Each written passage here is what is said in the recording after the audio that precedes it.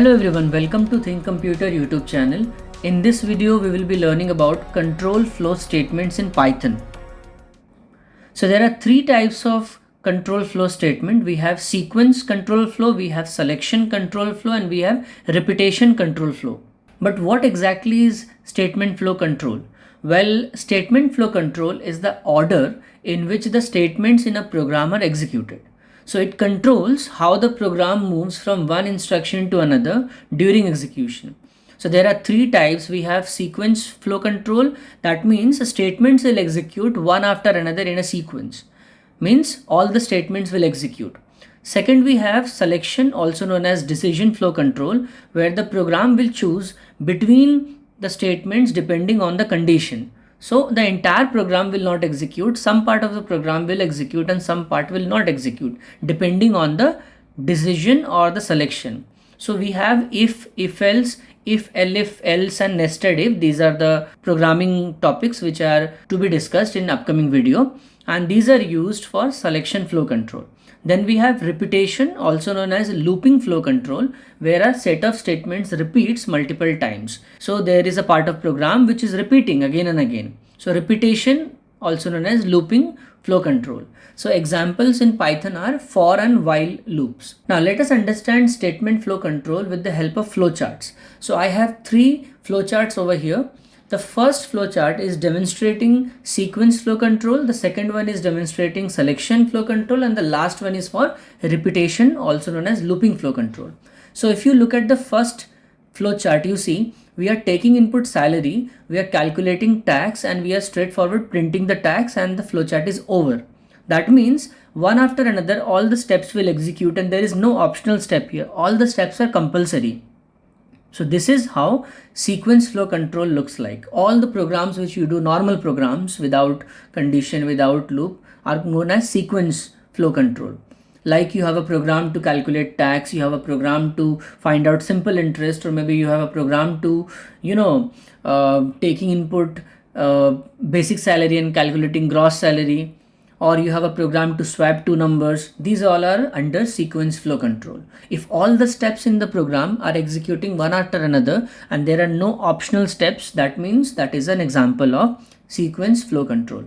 In the second example, we have selection flow control. So you see we have a condition box. This is what we call condition box or decision box. So after taking input the number, there is a condition. And if the condition is true, then the control will go towards this direction. It will print negative and then it will finish.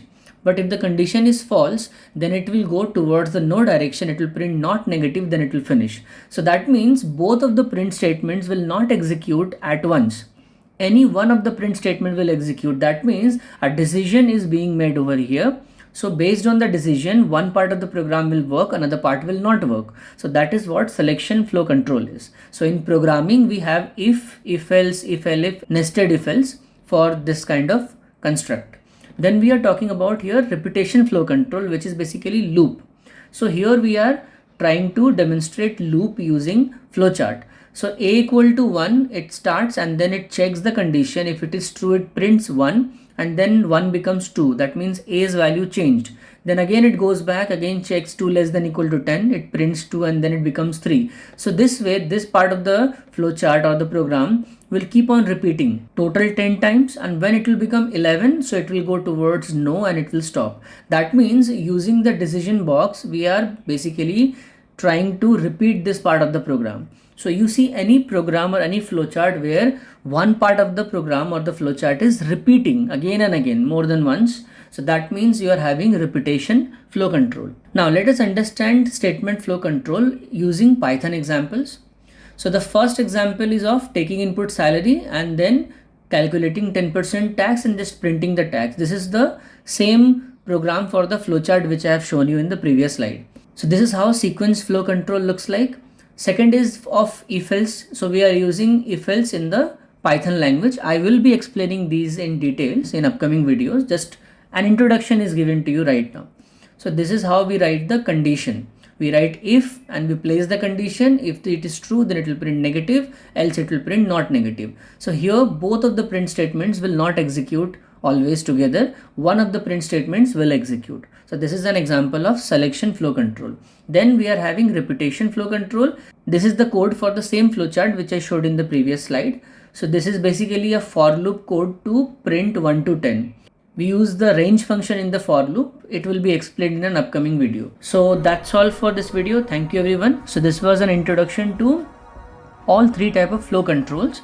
In my upcoming videos, I will be explaining in full details about selection flow control and repetition flow control. So if else, if else, nested if, then for and while, range function, in fact break, continue, everything will be explained in full details.